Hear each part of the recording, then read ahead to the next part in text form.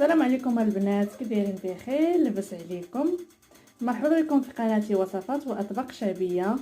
اليوم جبت لكم واحد الوصفه اللي هي زريعه الكتان. كما كتعرفوا زريعه الكتان عندها فوائد كثيره في الجسم ديالنا وفي المنافع ديالها بزاف. الناس كتوافقهم بزاف، كل واحد فاش كيستعملها. المهم انا اليوم جبت لكم بواحد الوصفه خصيصا للكحبه او السعال، الناس اللي تيعانيوا من الكحه العامره او الخاويه. جبت لكم هذه الطريقه. كما كتشوفوا زريع الكتان راها منقيه، كتشوفوا خديت تقريبا نص كاس، نقيتها وحمرتها في المقله وغادا نطحنها في مولينيكس ديال العطريه. هنا كاس ديال الحليب غادا نفيضو وغادا نزيد معاه زريعه الكتان اللي غادا نطحن. تبعوا معايا.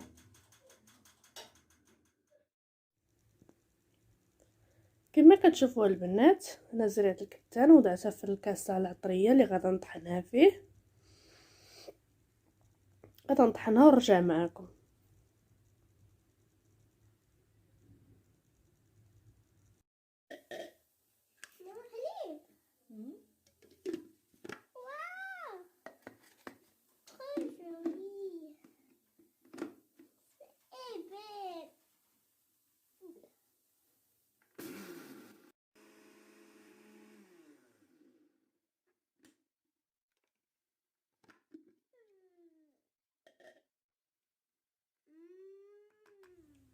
كيف ما كتشوفوا بعد ما طحنتها كتولي على هذا الشكل هكا.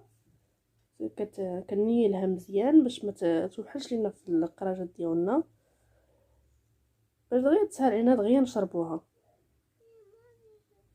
باش كتجي بحال هذا الشكل هكا.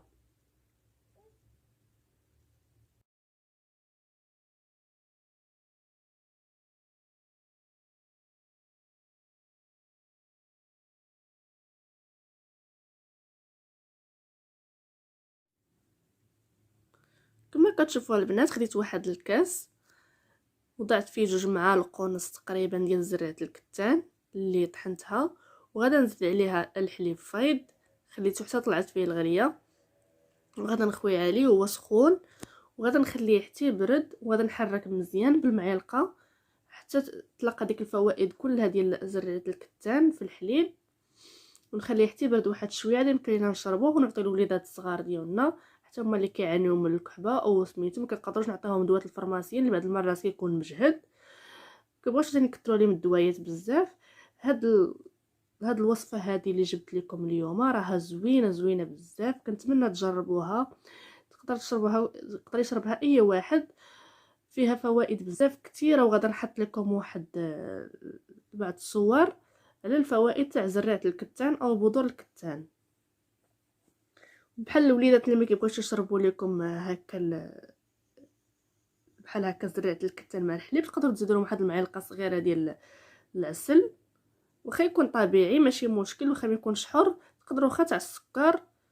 المهم تزيدوا ليه واحد المعلقه، الا ما كانش عندكم ديروا لهم شويه السكر ماشي مشكل.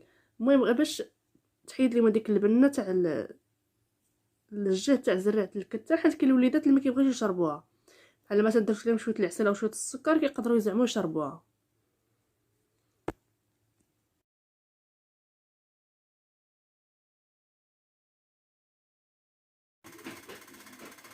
كما كتشوفوا البنات، هذا هو الشكل النهائي تاع زريعه الكتان والحليب. كتجي بهاد الطريقه هذه، راه غزاله البنات، كنتمنى تجربوها، راه كتليق الوليدات الصغار والكبار، تقدروا تشربوها اي واحد. بالنسبه للمراه الحامله وكل شيء تقدر تشربها. هاد الوصفه راها زوينه بزاف، ما تخافوش منها، هي راه ما كتاثرش على حتى شي حاجه، راها غزاله. قلت لكم تقدروا تزيدوا معاها معلقه صغيره تاع العسل. بالنسبه بحال الوليدات اللي ما كيبغوش يشربوها بحال هكا تقدروا تزيدوا معلقه تاع العسل صغيره باش تحليوها.